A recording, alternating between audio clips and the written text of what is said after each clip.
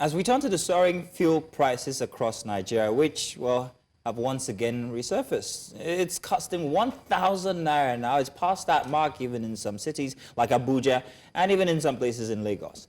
The Nigerian National Petroleum Company, the NNPC, has officially ended the exclusive contract with Dangote Refinery, leading to a rapid surge in fuel price.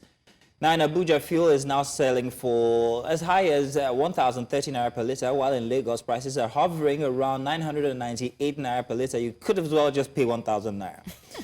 Now, this latest price increase comes on the heels of the complete removal of fuel subsidy. We asked for it, we have it. It's an issue that has sparked intense debate and public discontent across the country.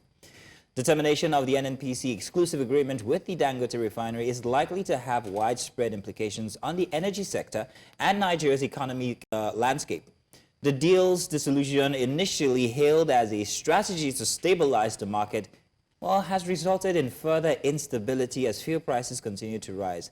And many Nigerians are now left wondering how this new era of free market competition will affect their daily lives and businesses, particularly as inflation and cost of living increase alongside these rising fuel prices. And so to help us navigate these critical developments, we're joined by Ukadike Chinedu. He's the spokesperson and the publicity secretary there for the Independent Petroleum Marketers Association of Nigeria, IPMAN. And also joining us is a development economist, Nnamaeka Obianraeri. He is joining us here in the studio, gentlemen. Thank you both for joining us. Ukadike, again, he joins us via video chat. Thank you once again. But let's start here in the studio, sir. I must say welcome and very good morning to you. Thank you very much. Another price hike. We didn't think that we would come here at this point, at this juncture, so soon. So soon. So soon. And again, it happened overnight. People just woke up one morning, they went to the filling station, and the price had gone up from 800 and something to 988. Now it's 1,050 naira. And so I have to ask you, first of all, what is your own take on this whole matter where Nigerians find themselves? I actually bought at 1,500 on Friday at 11 PLC filling station at Wolo to be precise. I'm at the Bello Way, Victoria Island. And 1,500? Yes, 1,52 liters, 78,000 naira. I have the receipt. Basically, what has happened is that the NNPC has removed themselves as the middleman and the sole trader. Dangote Refinery is a private business concern. We must note that Dangote is not a Red Cross or Red Crescent. And despite the fact that we had a structured arrangement wherein we sell crude oil to him in naira, that crude oil is also, that naira is also benchmarked on certain indicators. It wasn't just done out of maybe just, okay, let us give him a social rate. There is the outdash rate, which continually rules the exchange rate at which it was exchanged. And it's about 168 naira to 168 naira to $1. So basically, the petroleum product is a commodity that fluctuates on a daily basis. And this is something Nigerians must realize. If we want to buy petroleum products at average of 600, 500 naira per litre, per litre, that is the gasoline, irrespective of what happens in the international market, we know what to do. Special structured purpose arrangement for it. That is a discussion for another day.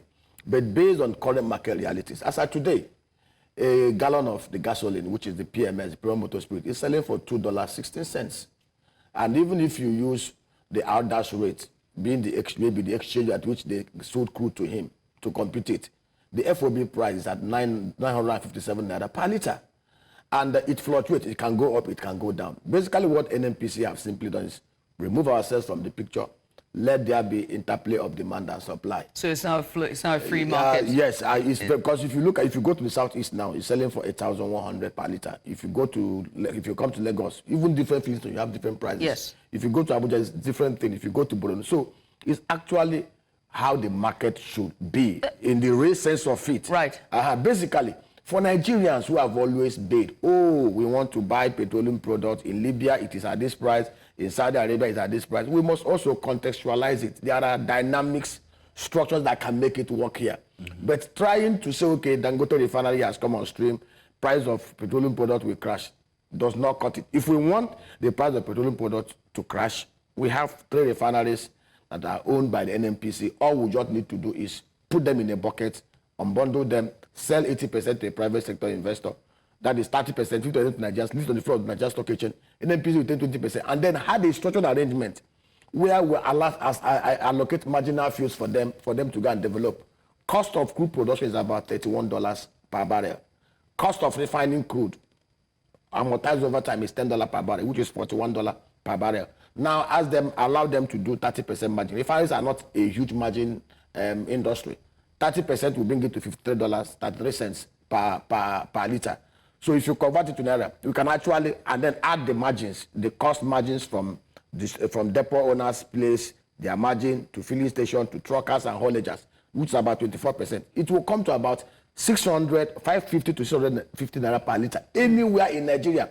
Whether the global market is going up or is coming down, we will have a special arrangement like they have in Libya, like they have in Saudi Arabia. But as long as we are trying to hook all our expectations on a private concern, a man that borrowed $10 billion outside his equity investment, $10 billion, come on. And he has to make profits. Yeah, it's a business. He has profit. The man has over the next 5 years to pay down his loan obligations. Yes. Mr. Nnamaeka, let's recognize Mr. Ukadike, who's joining us now. Mr. Ukadike Chinedu, thank you very much for joining us. I spoke to you during the week, and when I spoke to you, I left with a sense of, optimism, let me put it that way, when we're talking about the willing buyer, willing seller situation. However, what you told me during the week is the complete opposite of what we have seen now. In less than a day after we spoke, fuel went to, wow.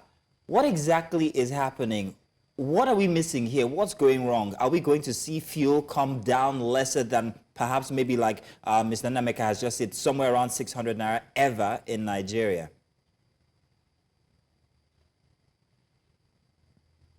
Mr. Ukadike, you want to check if your phone might be on mute.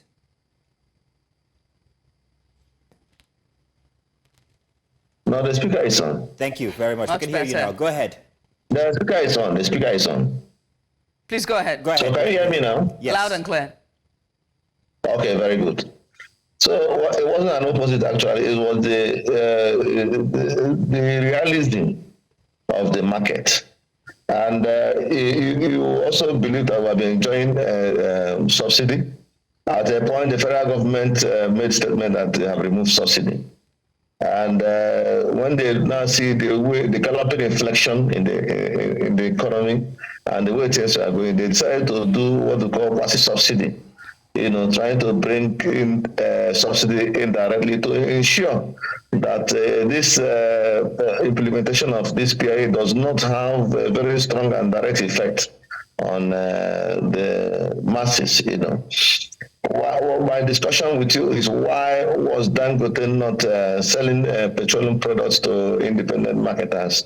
And I also appealed to Dangote because we have written several letters, we have congratulated him, we have visited his facility, we have discussed with him. We are now willing buyers and looking for a willing seller relationship. And I also told you that if Dangote could sell directly to independent marketers, that will ensure that we will sell lower than any other competitor in this market. Before we were pounded into the NNPC portal, and NNPC becomes the only source of giving us petroleum products. No other person was giving us petroleum products. The ones we normally get is from DAPMA members and former members. When they have saturated their filling stations, whatever is the remnant, if they like, they will sell to us. If they don't like, at any price, given price. And we independent marketers, like my brother was just pointed out, we had a huge investment in our filling stations and also trying to upgrade our filling station to serve you better. So we must also have return on investment. No matter how little, we cannot just fold our arms and keep on praying that Dangote will remember us one day. It is through this media and print media, and also trying to see how we can be able to reach to prominent individuals and even members of the House of Rep who graciously move this motion on the floor of the House that Dangote should sell petroleum market, sell PMS to independent marketers, so that we can be part of the competition. The deregulation is about competition. You cannot use a competitor to decide what another competitor should sell at any given time. Mr. Ukadike, NNPC have their filling stations here and there. We independent marketers will possess 90% of the filling stations in this country. I wonder what is wrong with Dangote to sell petroleum products to independent markets directly. Mr. Ukadike, but from what we understand, the exclusive contract between NNPCL and the Dangote Refinery has ended. It's now been terminated. So they said that independent marketers can approach Dangote and buy from Dangote. So are you saying that the refinery isn't selling at all, or this is just lip service? No, they have not sold to us. Yesterday, there was an intervention by the director of DSS, Mr. Ajayi Ajola, who invited the National Executive Council members of independent marketers to his office. And we were able to align all our challenges and also reiterate that Dangote have not sold 1 liter of PMS to independent marketers. And he immediately swung into action. He called the MD of PPMC. He also called the Dangote management and called the NMDPR, the authority chief. And within some period of time, I also want to announce to all of you that within some period of time, the man was able to resolve all these problems. If Dangote could sell ATO to us and offer us to buy in bulk and not the rest of them, why wouldn't he sell PMS? Why is he like dragging not selling PMS to us? So the director of DSS yesterday graciously resolved some of these matters, and I also believe by this coming week, we independent marketer will take our first shot on the product of Dangote, so Mr. especially PMS. Before I come back to Mr. Nnamaeka here inside of the studio with us, when this happens, when Dangote begins to sell PMS to independent marketers, will the price come down? Mr. Nnamaeka is of the opinion that it's not possible. Yes, the price will come down. Let me tell you why. Nnamaeka said he bought PMS as 1,500. Yes, it's correct. Maybe from an independent marketer or maybe from a common member. But if from an independent marketer is correct, because as an independent marketers, NNPC gave us a template of 1,010 naira. And we are reliably informed that Dangote is selling this product less than 898 naira to NNPCL. So if NNPCL is selling in their own filling station 998 naira, why would they not tell independent marketers to buy from them 1,010 naira? We have not even put our transportation, we have not even put cost of money. To buy 45,000 liters of PMS now, you are spending over 50 million. And this, you have your staffs to take care of. So if somebody is taking this product very, very far to Medugri, Gafanchan, Abuluma, Puguba, and the rest of them, they have to put his transportation because there is no more PEF. So federal government is not bearing that equalization. We independent marketers, we are bearing it, and through our X-pump price, we'll be able to dispense all our expenses we have made and make little profit. All right. Let me come back into the studio and talk to Mr. Nnamaeka here, Obianraeri. And honestly, all through Mr. Ukadike Chinedu's submission, you kept saying, no, it's not true. When he mentioned those figures from 800 to 900, you said that is not true. Why do you disagree with him? Okay, let's break the numbers down. Okay. Pragmatically. It's estimated that we consume 38.5 to 45 to 50 million liters of PMS every day. It's very impossible for Dangote to sell to independent marketers using the gantry. To do that will require us dispensing 1,800 to 2,000 trucks of PMS every day. From that Ibejuleke, it's going to be a traffic nightmare. In fact, everybody living within the Aja, Awaya, axis is practically dead. You see what's happening in Apapa? Yes. In fact, Apapa will be a nursery play, child's play compared to what will happen in that axis. Dangote is a refinery. We also remember that even the public sector owned refineries. There was a provision for piping, for depots, from Mosimi to Aloji. There was storage depot. See, in the oil and gas sector, there are different sectors, players within that downstream. We have the refineries, because we know in the oil and gas industry, we have the upstream, we have the midstream, we have the downstream. And in the downstream, The stakeholders there are the refinery owners, those who refine the petroleum products into white petroleum products. Then we have the depot owners. That's why we have Moman, we have Dapman.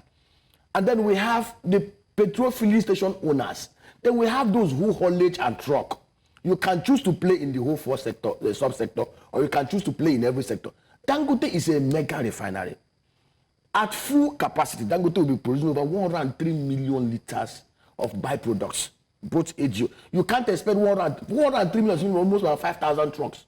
It's not possible for him to do it. He doesn't even have the gantry to do it. Basically, and he has an SBM. And SBM simply means Dangote is in a free trade zone. Remember, he's not even aligned to where there is feedstock. The arrangement is Dangote sells. Dangote cannot be selling in one truck, two trucks. There are bulk purchases. If my members can do 5,000, 10,000, 20,000 metric ton, he can sell to them. But you won't expect it to be coming to gantry. You get a vessel. Go there, take the, because Nigeria has about 6 regions. We have the Cocoa Ora axis. We have the Port Harcourt axis. We have the Uyo axis. And if we can even dredge from the Escravos all to the Niger, we can actually have storage. In fact, we even have inland storage in areas like Suleja and other places. So basically, what we should be talking about is how do we create a seamless handshake between the refineries and the storage owners and the truckers and the independent marketers to be able for us to dispense this products without creating logistics nightmare in the land. And then the issue of Dangote selling at 893. PMS is a commodity that is traded there in the global market. It's not fixed. You've always heard about volatility in the oil line. Even any commodity. Yes. A bag of rice today is selling for almost about 160. So what factors could affect that international What can affect it? See, as long as we are relying on this market-driven arrangement, this whole Eldorado wish that this thing will just dramatically will not work. But we have a structured arrangement that can make it work. And what is that structured arrangement? There's no skyrocket sense about it. We are not inventing the wheel. In Libya, that we always cite, in Saudi Arabia, there's a special arrangement, and we can recreate it here. Currently, we have 3 refineries. The Port Harcourt has train 1 and train 2, combined refining capacity of 210,000 barrels a day. Warri is 125,000. Kaduna is out of it because we don't have the Venezuelan crude. Yeah. And again, the pipelines have been compromised. So under the current arrangement, we can even collocate new refinery, 160,000 barrels a day within Port Harcourt or Warri, because there's already existing facilities at 50% less cost of installation. Now, put them in a bucket, value them. How much is this refinery? Even if it is for sale valuation, get a core investor who will own 30%, a reputable refiner, give him 30%. Sell 50% to Nigerians and list on the floor. Listen, now let me tell you how it will work. Now, Nigeria has capacity to do 2.8, 3.5 million barrels of crude every day. Crude oil is our working capital. We have OPEC quota to meet 1.78. Right. Then we can do off OPEC quota to satisfy all the refineries in Nigeria. Nobody holds us against it. Now, what do? Allocate marginal fuels to them under a special arrangement. Cost plus 30%. Refinery is a thin margin market, but you are giving them incentive to make people even lap onto it. Cost of production of crude oil, average of about $31 per barrel. Cost of refining is about $10 per barrel. Add it is $41 per barrel. Let us even put that at 30% margin on top of it. That is about, everything costs about $53.3. If you even use the current exchange rate, the cost of pump pricing, in fact, FOB there will be about 420 naira per litre. Then if you add the cost of storage, the cost of transportation, even their own margin of Ipman, we will sell gasoline, gas oil, AGO, we will sell aviation fuel at a price that is not more than 600 naira. It will even come down, because when we do this now and we stabilize FX inflow into Nigeria, Naira will gain. And as Nigeria begins to appreciate over the dollar, the prices will start coming down. Mr. Nnamaeka, yes, this is a long-term goal. It's not a long-term goal. Hang on, let me finish. Let me land this question, right? I can't give you a timetable how it can be done. Nnamaeka, hang on. I know what you're saying, and I completely understand, and I'm sure viewers at home get it. But let's put also a reality of Nigerian government and how long it takes for us to even achieve any infrastructure. I mean, look at our railway here in Nigeria, in Lagos State. That's a completely different conversation entirely. And we have seen that the government, from their body language and from the recent tax reforms, is that they are moving towards renewable energy. And there's a lot of push on CNG, compressed natural gas, and converting cars. So do you think that this government has the willpower to be able to do it? That's my first question for you first. And then secondly, given the termination of NNPCL and Dangote Refinery, what do you say about this arrangement that Mr. Ukadike is saying that they are still not being sold a drop of fuel to them yet, in spite of the news that has been circulating that the arrangement between the two has ended? Okay, let me take the first question. This government has the will. If it wants to, this government can easily execute. We talk about CNG here. You know, I always say it's not just enough to just mount a program or a policy. You must think through it. We are not the first person to even talk about trying to have CNG as a source of energy. Of course, CNG can only take care of low-end cars like the keke, the motorcycles, not the keke, the small buses, and then the four-cylinder engine cars. In Pakistan does not even have up to 10% of our gas reserve. We have 3,250 CNG filling stations. We have over 2.7 million cars that are run on CNG. In fact, in Pakistan, they had to roll back their CNG automobile arrangement because it was depriving them gas for industrial scaling. But in Nigeria, we don't have that problem because we have Nigeria is actually a huge gas-rich country. Over 206 trillion standard cubic feet of gas.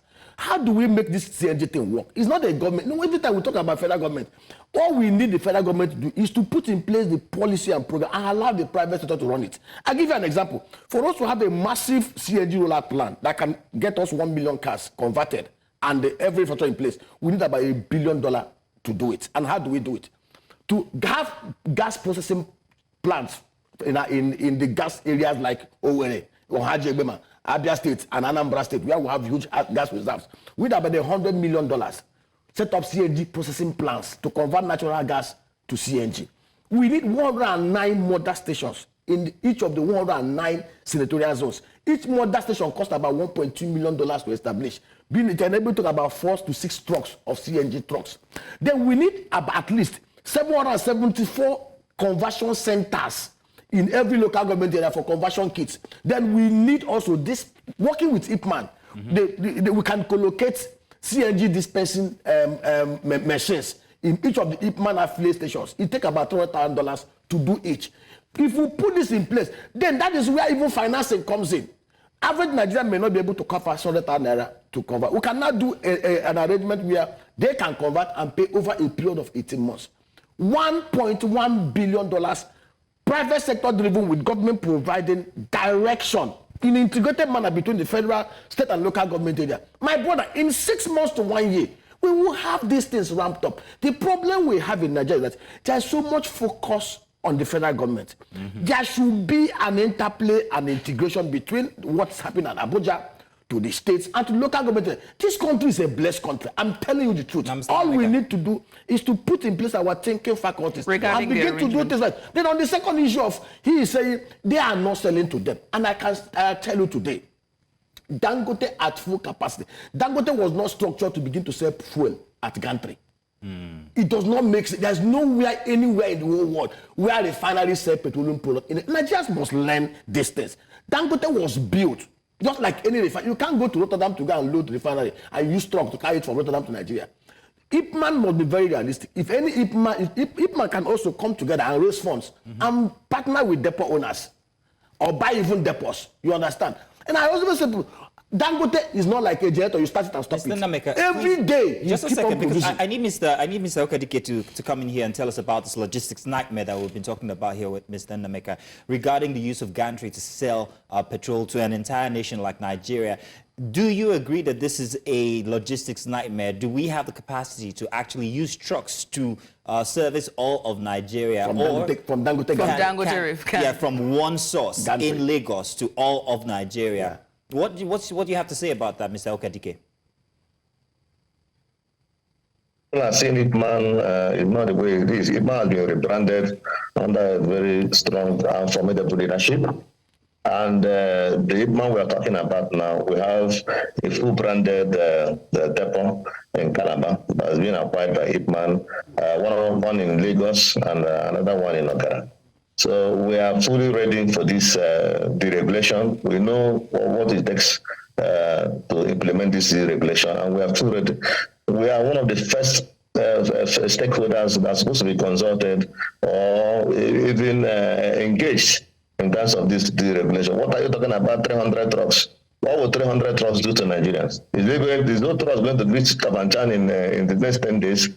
So the Nnamaeka have said it all. We have pipelines. We have System 2B. We have System 2A that was designed by federal government. But those pipelines doesn't work. So now we are moving our products through vessels.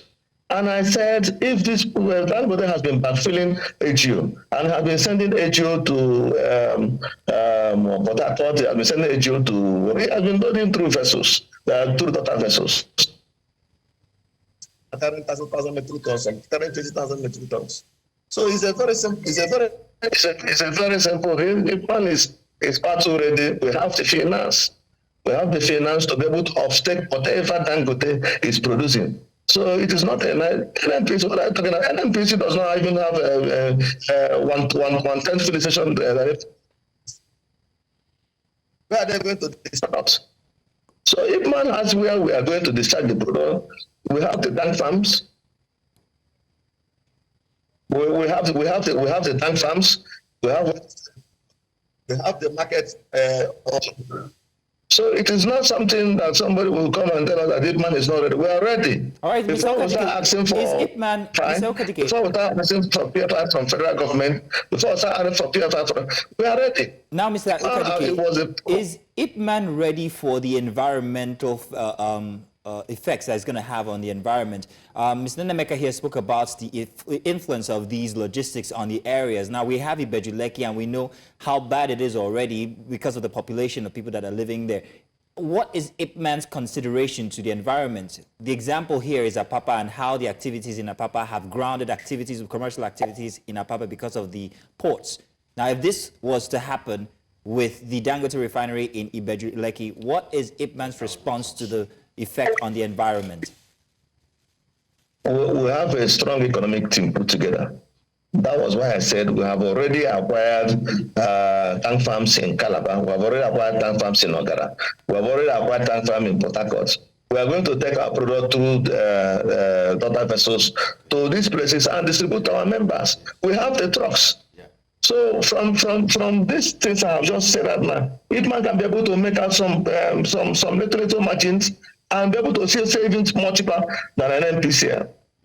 When NNPC was selling PMS 195, most of our station because of turnover, we are selling 193, 194, and we are even advertising. So liberalize the market. We don't allow us to. When you said to NNPC will not in turn say to us, or you said to that man will not in turn say to independent marketer. That is not correct. If we want to list any TAPMAN members filling station, we list. TAPMAN members also own their filling stations. What we are suffering now is price disparity. When you go to NNPC filling station, you can buy 998 naira. You go to Ipman member filling station, you buy 1,200 because we are buying 1,100 from the same competitors, and they are still taking this product from the same source, which is Dangote. We say take us to the source. Let us compete. Yes, you cannot be the middleman between we and Dangote. Dangote is a company. All right. We are indigenous marketers. So what we are saying is that there is no need this round tripping of carrying product to TAPMAN members will in turn say to independent marketers, or they will turn say to their friends, and their friends will not say to independent marketers at their will. All right. What we are saying is that this price disparity should stop. Yeah, okay. You cannot have a TAPMAN member who is selling products at 1,000 naira per litre in his filling station. And when we go to the TAPMAN member to buy this product, they will sell the same product at 1,200. How do we compete? All right. Well, Mr. Ukadike, those are questions that we hope that with all the situation going on and all the unfolding events, that it would be answered in the next coming weeks. But because we're pressed for time, my final question, and I'm going to ask, starting with you, Mr. Ukadike, since the calling of a deregulation of the downstream sector, they've been calling for a deregulation for a very long time. Do you think because of a late implementation of a deregulation of the system, that is what has now resulted to this mayhem and this continual price hike? Well, this the deregulation implementation, actually, the deregulation is very good policy. But our problem is implementation. There are some certain things that are supposed to be done. That these particular refineries are supposed to be working. All these Kaduna refineries are supposed to be on place before this regulation comes in. But Mr. President has expressed this in. Then the addition of the pipelines. Most of these pipelines, all of them are patterned. And if those pipelines are good, the issue of talking about the creation of the law will disappear. It will be a thing of the past because this product will go through Ibadan, even through pipeline. It will get to Kafanchan, even through pipeline. It will get to Ananacha, even through pipeline. Because the federal government has already been this thing. And there is a pipeline and marketing on bond from the PIA. You understand? That's supposed to take care of these pipelines.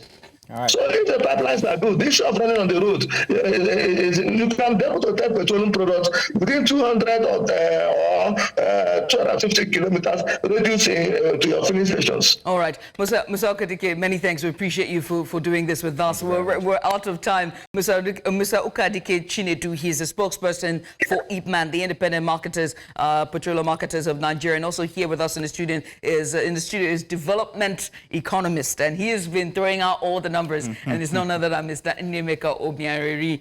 Gentlemen, many thanks for doing this with us. We appreciate you for coming on for a very insightful discussion this morning. Once again, thank you. Thank you.